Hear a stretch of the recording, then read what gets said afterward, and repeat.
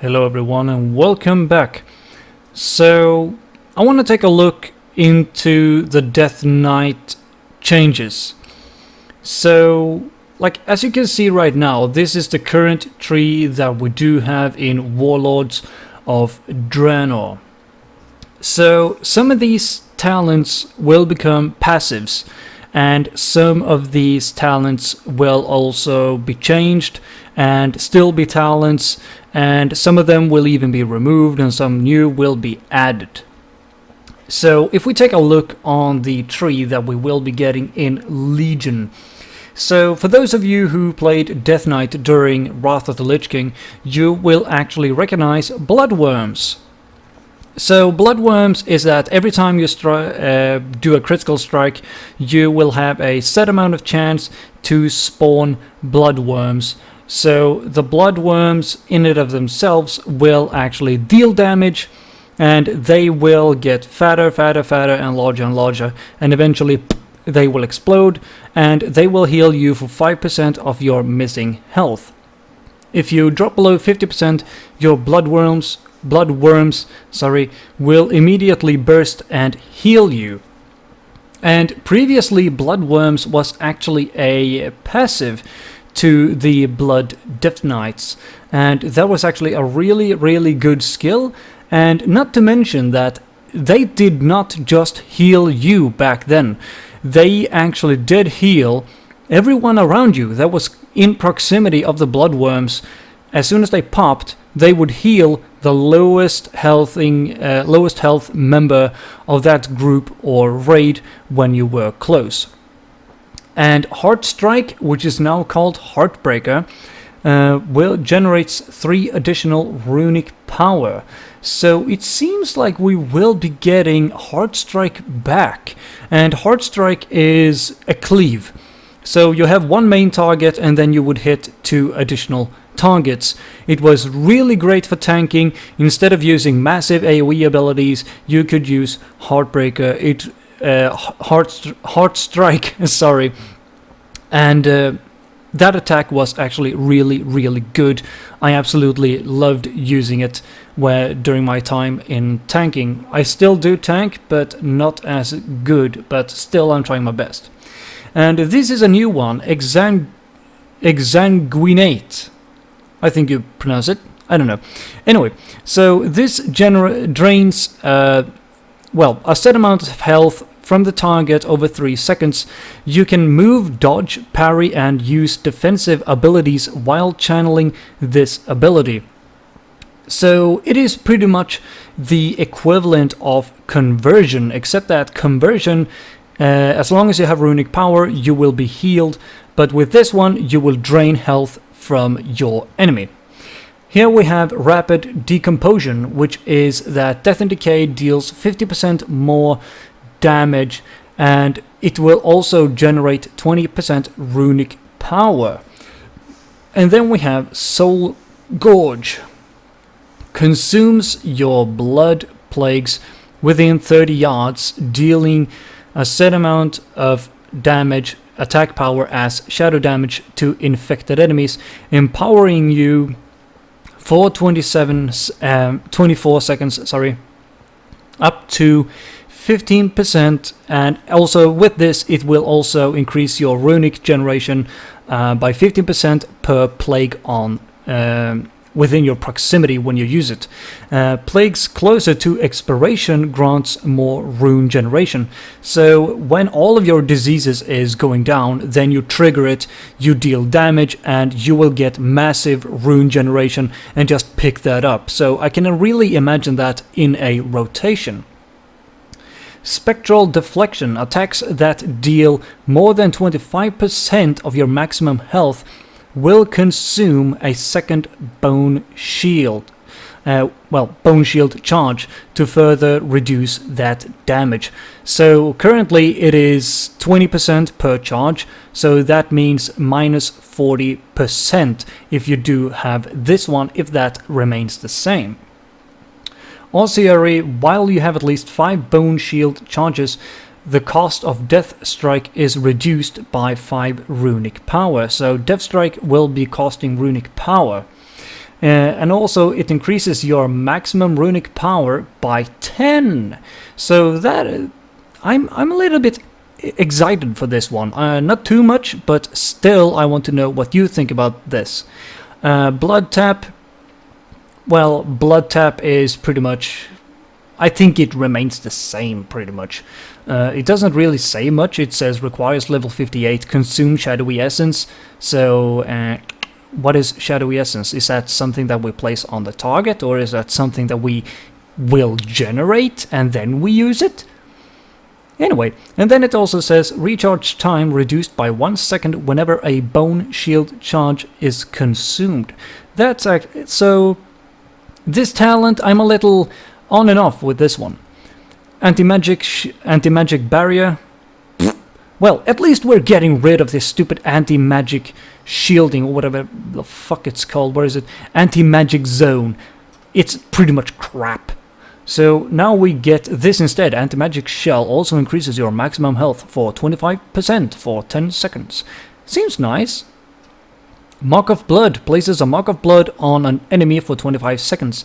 The enemy's damaging auto attacks will also heal their victim for 2% of their maximum health.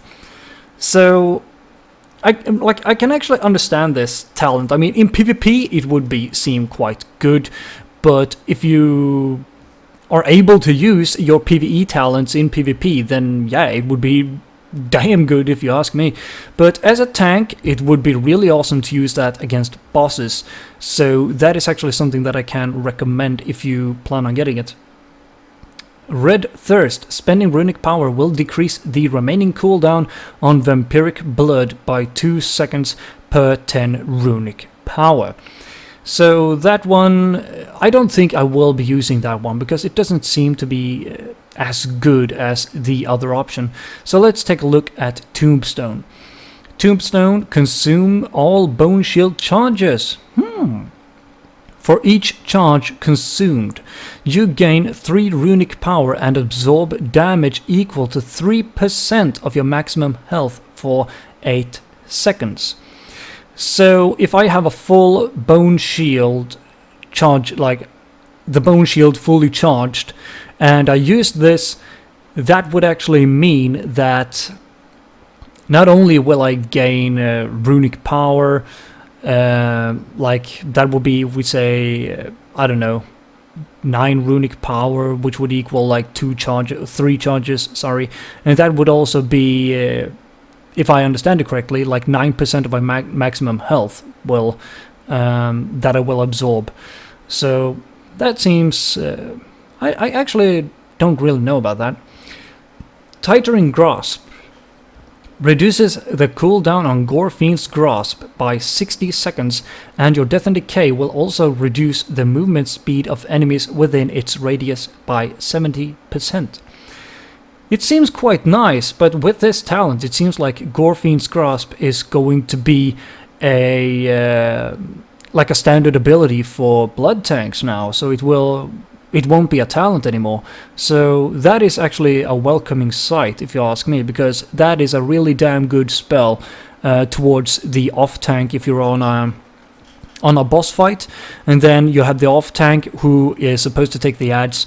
You use it on him, and then he will get all the ads on him, but you still remain on the boss. Tremble before me, mortals. Well, tremble before me. Enemies damaged by your Death and Decay have a chance to cower in place for 3 seconds. But cannot suffer from this effect more than once per 10 seconds. Damage may cancel the effect. So that one doesn't seem to be as good as I would have hoped.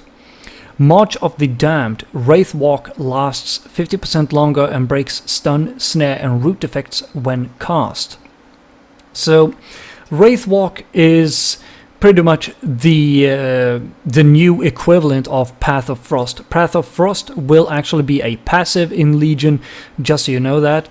The March of the Damned will be pretty much almost similar to that, except that it will be a stun breaker, pretty much. It's a CC breaker, pretty much.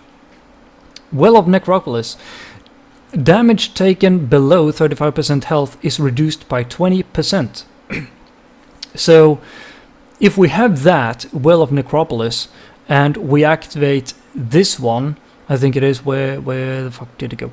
If we activate Tombstone as well as Well of Necropolis, and let's see, where is it? It's like you can really reduce the damage with this. Rune tap, consume a rune to reduce all damage taken by 25% for 3 seconds. Pretty much the standard crap that we have now. Foul Bulwark. Each charge of Bone Shield increases your maximum health by 2%. So that seems quite nice, because in a sense Death Knights have lower health pools than warriors or paladins, definitely less than druids in most cases, at least when I did the full tanking of Ulduar, when that was brand spanking new. I even reached parry and dodge cap. So this one I'm actually quite interested in. Bone Storm. This one I'm really looking forward to when it comes to AoE tanking. Instead of just popping the bloody fucking death and decay all the time, just use Bone Storm. You will be healed as well as you will be dealing damage. It lasts 1 second per 10 runic power spent. So if you have this one, Osiri, the Bone Storm will last another second, which is actually quite nice. Blood Mirror. Afflict an enemy with Blood Mirror for 10 seconds. While active, 20% of any damage dealt to you is redirected to the target. That seems really nice when it comes to dealing massive damage over a short period of time, or at least a slight damage boost towards an enemy or a boss. So that one I'm quite interested in as well. Well, Purgatory.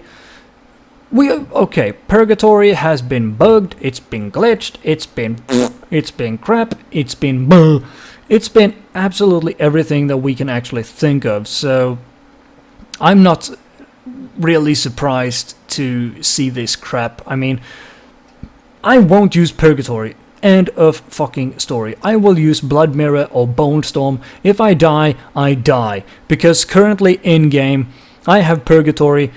I get killed. They try to out-heal me. I die instantly anyway, unless you have really good healers.